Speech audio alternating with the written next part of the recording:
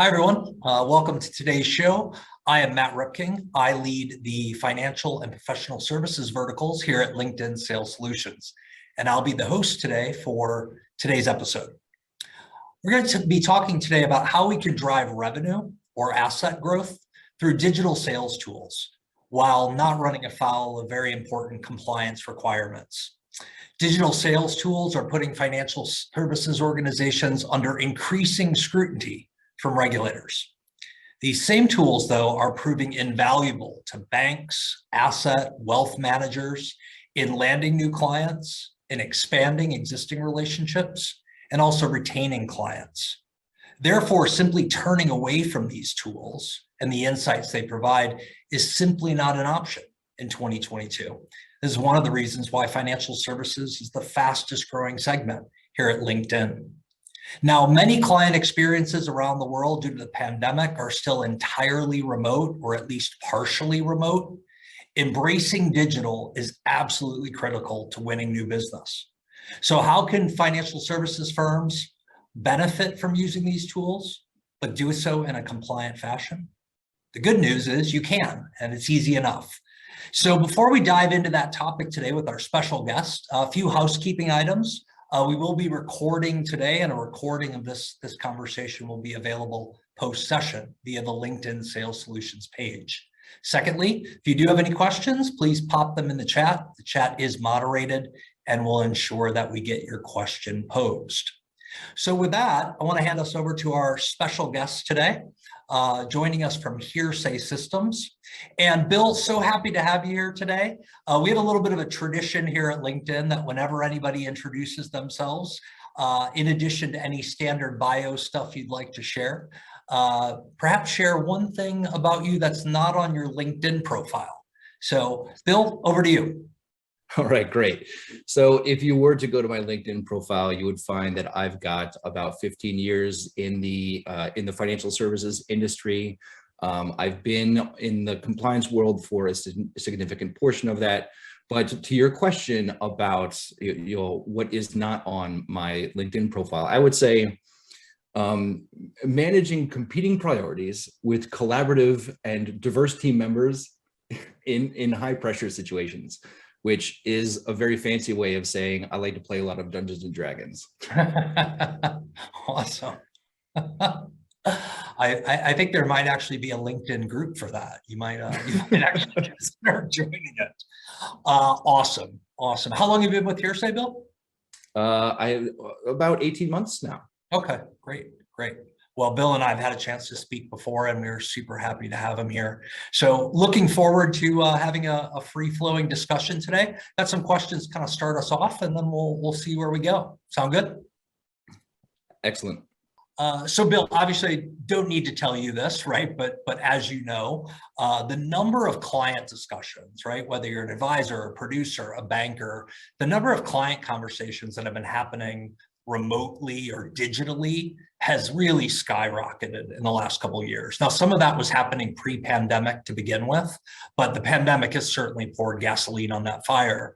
So as more and more client communication is moving to digital formats, how is that impacting compliance for financial services firms? Yeah, that's a great question. So you're right that we have seen a trend towards more digital communications in the financial services space. And you're right that the pandemic has been a huge driver for this. And what that means for compliance folks is that they need to have a lot more focus on remote supervision. And remote supervision is not a new concept. This is something that has always been kind of in the background, but nowadays we really have to, in the compliance world, bring that to the forefront. Often what that means is that this remote supervision requires the use of some sort of software to help surveil and supervise these kinds of activities. And those softwares can be very, very useful. What we've seen, especially in conversations with a lot of our clients, is that the software works best when it is financial services focused, because the restrictions and the compliance requirements and obligations that exist inside the financial services industry are pretty unique. And if you are using, let's call it an off-label use of some sort of software to enable this, it can run into issues for you. Interesting, interesting. So what are some of the very specific issues, challenges that are facing these firms right now? Yeah, so I think what we're finding is that because everything has moved into the digital space, and we're finding a lot of communications happening, there is there's a glut of the different types of channels that are available. You know, there is the possibility to talk about things over LinkedIn direct messages, for example, or text messages, or any of these other different things that have popped up. It seems like it is very difficult for compliance folks just generally to even have an understanding of where all of these digital communications are happening. And so that brings in the problem of these unsupervised communications, which is something that's been very, very hot in recent enforcement actions. So that is a very large problem, and something that compliance folks are really struggling to address at the moment. Sure. I mean, if we think specifically, I mean, what are some of those costs or risks if a firm doesn't get this stuff right? That's a very good question, and I think it, as always inside the compliance world, it depends. But you know, what we've seen recently is that the fines for these sorts of activities are increasing, and they're becoming a lot more systemic the way that they're approaching this. You know, prior to the pandemic, we saw a lot of these kind of idiosyncratic risks that people were getting fined on an individual level, but because of, as we mentioned before, the very very broad nature of what happened during the pandemic, and the fact that remote supervision is so pervasive nowadays, if you don't have a very good handle on the way that your digital communications are being supervised, and in fact, there are some of these unsupervised communication channels that you might know about inside of your organization, that can apply a multiplier to the fines that we're seeing. Interesting. Yeah, I mean, getting this right has two really important benefits for the business, right? Growing revenues, growing assets under management, but also has a huge benefit on the compliance side of getting this right, reducing reputational risk, right? Avoiding fines. So it is really critical, in my experience, that these big firms have the business and compliance working in lockstep to design these programs. What do you all see at Hearsay about that collaboration between the business and the compliance function? Yeah, it's really interesting, because what we see typically in our conversations with our clients is that there is either a business-driven relationship with social media or any of the other communication channels, or it is a compliance-driven initiative. And, you know, each one of those different perspectives has its own kind of unique pluses and minuses. But what we've seen to be the most productive and the most beneficial to the organization is where those two kind of meet together. And as you mentioned, you know, there has to be a level of understanding that social selling is kind of where things are going in the future. You know, it is not just pushing content for the sake of having a presence on social. It is establishing trust, and it is establishing your own personal brand. A lot of the agents and advisors that use Hearsay say that the benefit of a platform like this is that you can be authentic and original. But you also have to take into account the fact that there are compliance risks that are involved there. And if you only focus on the marketing or sales aspect of it, and you discount the compliance side of things, then it can be a problematic approach, and you might miss some of the policies and procedures that are necessary for a fully compliant program.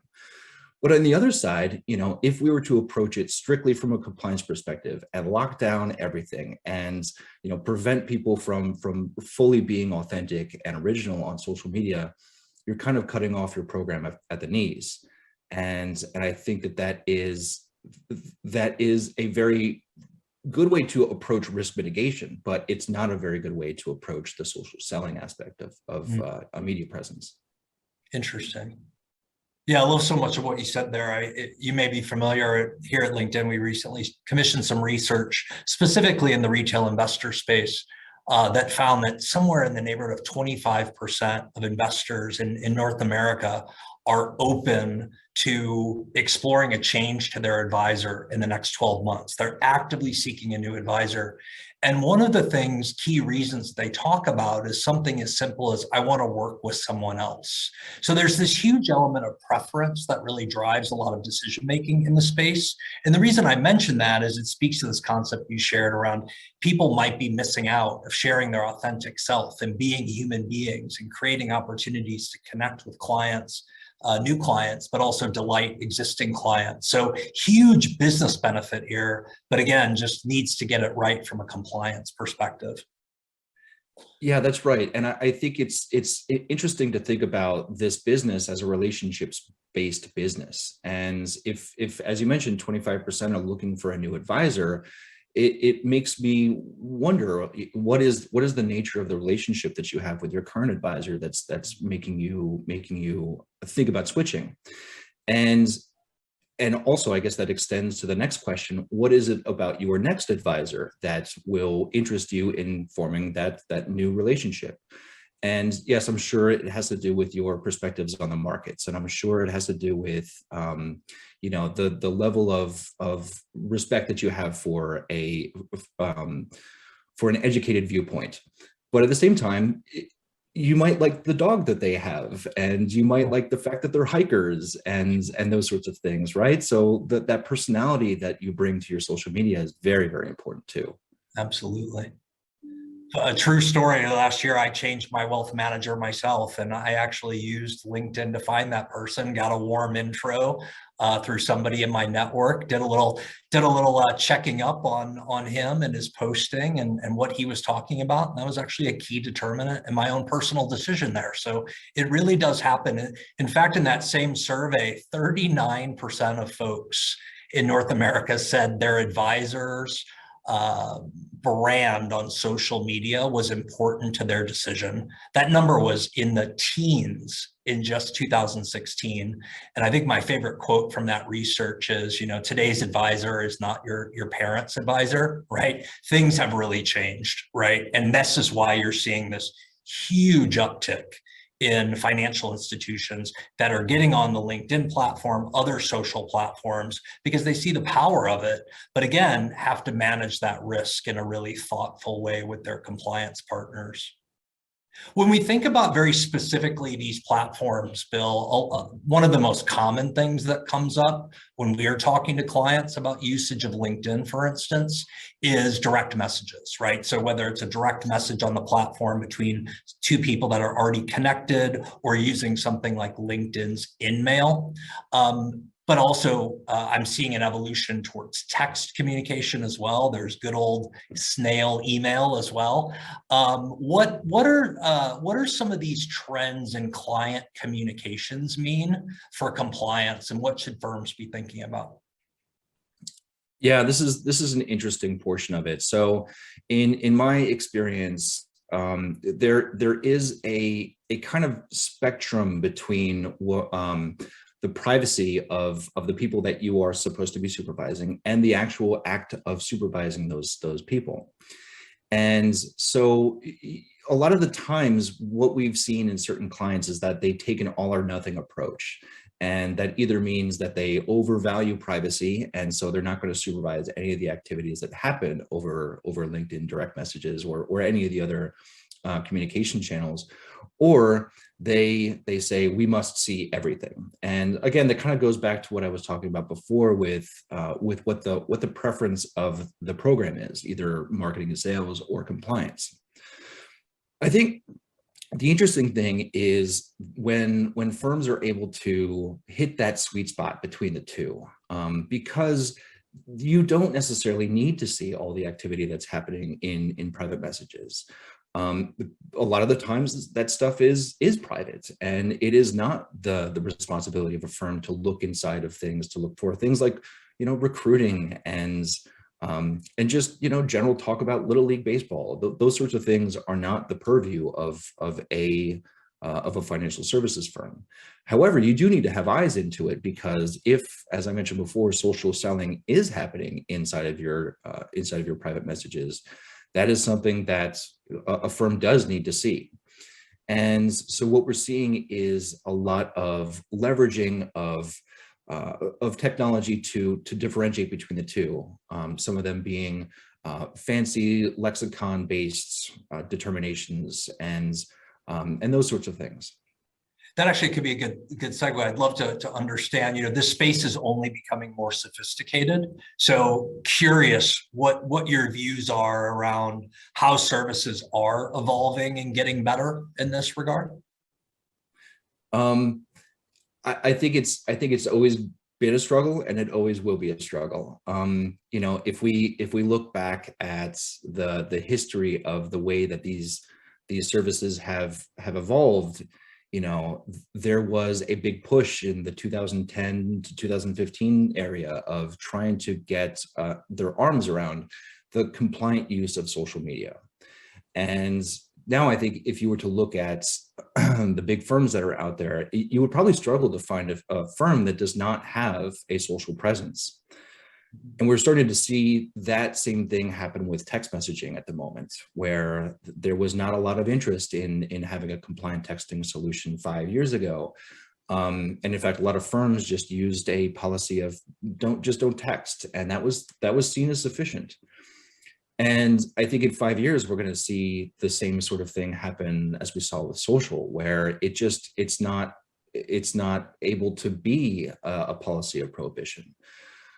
And to your question, I think what's going to happen in the next couple of years is there is a full frontier of new things that are out there that are extremely sophisticated, and is going to be very difficult for firms to have eyes into the activity that's happening on them. I'm specifically thinking about social media like TikTok. It is a very interesting platform to be used by financial services, but with the lack of API connectivity and there's really not a great way to capture and supervise, let alone archive, that activity. Yes, TikTok will be the new frontier in the space. That's really fascinating. What are things like we hear so much around machine learning or artificial intelligence in tech in general? Certainly an area that we see with our banking clients in particular. They're investing a lot of money. Are those things impacting the client compliance function in any way, and how so? Yeah, that's a really interesting question. And we asked that question specifically in a survey that we put out at the last half of 2021. And this was a survey that was specifically targeted at compliance individuals. And the response that we got back was that the top two things that they were trying to use in order to make their lives easier, to increase efficiency, was automated workflow routing and improvements in reporting. Towards the very bottom was implementing AI. And I think that was counter to what we expected. We did, sort of like you, kind of expect a lot of our clients to be looking at AI. But AI is problematic from a compliance standpoint, especially as it relates to surveying kind of data and the communications that are happening for a couple of reasons. One is, from a defensibility standpoint, it is very difficult to explain to a regulator how something was chosen to be supervised and not chosen to be supervised. And because a lot of these AI platforms are kind of they are subject to intellectual property rights. You can't exactly understand this because it is put into place by a third-party software. It can be very difficult to explain those things. And so, to your point, I think AI is much more appropriate in other situations. Automation of processes and procedures that are much more easily explainable when a regulator comes and asks, why did something happen and something not happen? Interesting. Great. I think, as I think about the conversation we've had so far, right, we talked about the huge opportunity that's out there for financial services firms with platforms like LinkedIn, right? We've talked about some of the real cost and risk that's associated with not getting this right. We've talked about how the compliance function continues to evolve, how these platforms continue to evolve, and really becoming much more sophisticated. I think in our remaining time, I'd love to just jump in a little bit more to setting up a program, right? Because as I mentioned, financial services are our fastest growing segment here at LinkedIn, but certainly this concept of social selling, while mature in other industries, I would argue is not at a maturity stage in a lot of financial institutions. So I spend a lot of my time out with my team talking to major banks, asset and wealth managers about setting up or scaling or accelerating current social selling programs. And one of the things that we're always talking to these institutions about is if you really want to set up a program, you need to do it at scale, right? So put a large amount of advisors, a large amount of bankers on the program so you can really test it and prove that ROI. But it also makes the compliance investment worthwhile as well. I'm just kind of curious from your experience at Hearsay, if you were talking to a client that was starting from scratch, or was starting from a really small level, but was really looking to accelerate their program, what are some of the things that you recommend to clients like that? That's a really great question. And I think it all kind of starts with relationships. And I realize that sounds very simplistic, but hear me out, because as I was mentioning earlier on in this discussion, I think the relationship that the compliance team has with the business and with sales and with marketing, if everybody has a seat at the table at the very onsets, and they have an open dialogue about the concerns about what could possibly go wrong, either from the compliance or the sales side, I think they can figure out the right way forward. And I also think that extends to the vendors that you put into place. So they're at the very onset, if you do have a full understanding from a firm perspective of what your concerns are, what your hopes are, and what you're looking to get out of the program, and you're able to communicate that with these software vendors that allow you to do this remote supervision, if you can bring those things together and have an open and honest conversation with them, a lot of the times there are very important leveraging capabilities that are embedded within those technology vendors. I know, for example, Hearsay has a tremendous amount of software enablement that can really allow a massive firm of 10,000 advisors or something get up to speed quickly and efficiently, and have a lot of good supervision in there too. So the balance between the supervision and the act of social selling doesn't have to be contentious, and the relationships that are built between all groups at the table are I think what can really matter. That's great. I think it's fantastic advice. I might even add to that and say we do more and more of this, is not only have compliance in the business at the table, but also have a platform like LinkedIn, since that's the primary way a lot of these institutions are building new business, but your compliance partner at the table, and have that really productive four-way conversation between your partners externally and then your internal business partners. So great suggestion. We also find, Bill, when I think about financial services and the growth on the platform, we kind of look at it from two perspectives, right? There's the wholesale B2B businesses of financial services. So we think about things like commercial banking, we think about commercial insurance, we think about treasury services and management. Again, wholesale B2B, a long-standing use case for LinkedIn and LinkedIn Sales Navigator. And they're using the platform to get advised when new C-level executives join, or when C-level executives exit, right? Putting deals or relationships at risk, using it to keep an eye on fast-growing companies that they might target for additional banking or insurance needs. Every sector of financial services, of course, is unique, but curious any Hearsay point of view on specific nuances or concerns from a compliance perspective in the more B2B wholesale businesses? Yeah, that's very interesting. So, of course, there are absolutely nuances as it relates to insurance and banking and wealth management. The concerns that compliance folks have in each one of those are going to be very unique to those verticals. I'm specifically thinking of the act of creating a giveaway. You know, in the insurance world, doing a giveaway is probably okay, of course, with some guidelines and controls around it. But from a wealth management standpoint, that's going to be a very, very tough thing to do compliantly. But I think what might be more interesting is thinking about things that that actually are applicable to all of them. I've had a lot of conversations recently that have spanned the insurance world, the wealth management world, and they all kind of center around the importance of cybersecurity, because almost every single one of the regulators has established their priorities for exams this year, and cybersecurity is very top of mind for all the regulators. The same thing as I was mentioning before, these unsupervised accounts. We saw things happening last year, pretty much all throughout the year, where these massive fines were being levied for activity that maybe should have been captured and supervised, but wasn't. And that is across the entire industry. Also, I was mentioning before that the concerns about remote supervision and having a program in place that allows you to supervise and manage your vendor relationships. And across the board, that's really where a lot of my conversations are from a day-to-day basis.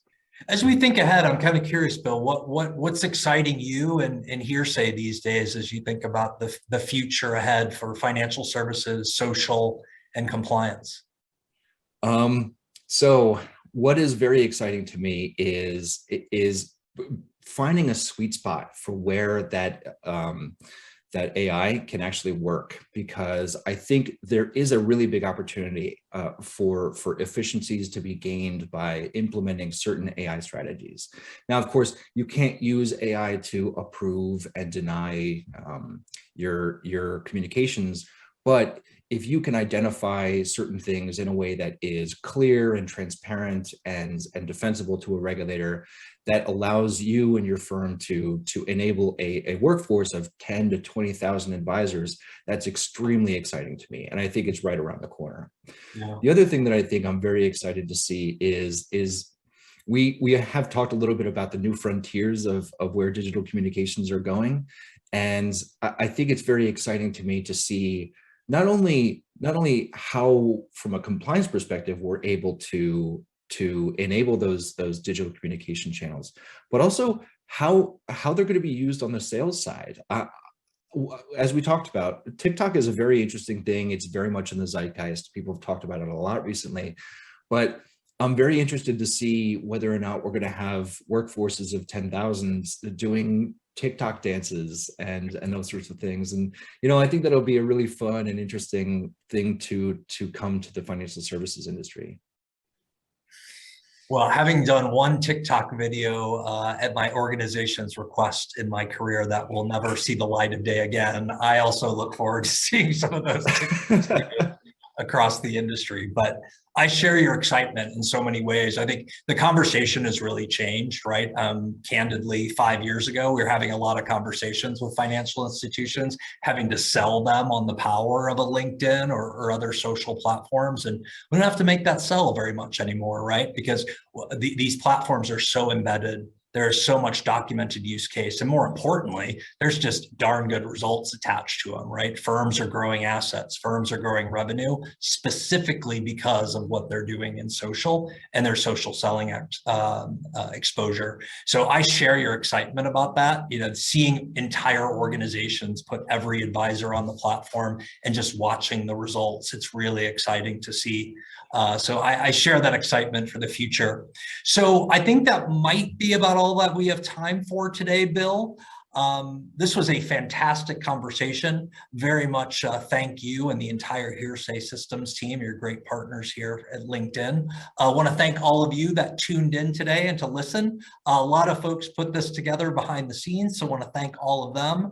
And as I mentioned up front, the recording of the session will be made available and posted to the LinkedIn Sales Solutions page in the coming days. So with that, thanks for joining today's episode. Thank you, Bill. Thank you.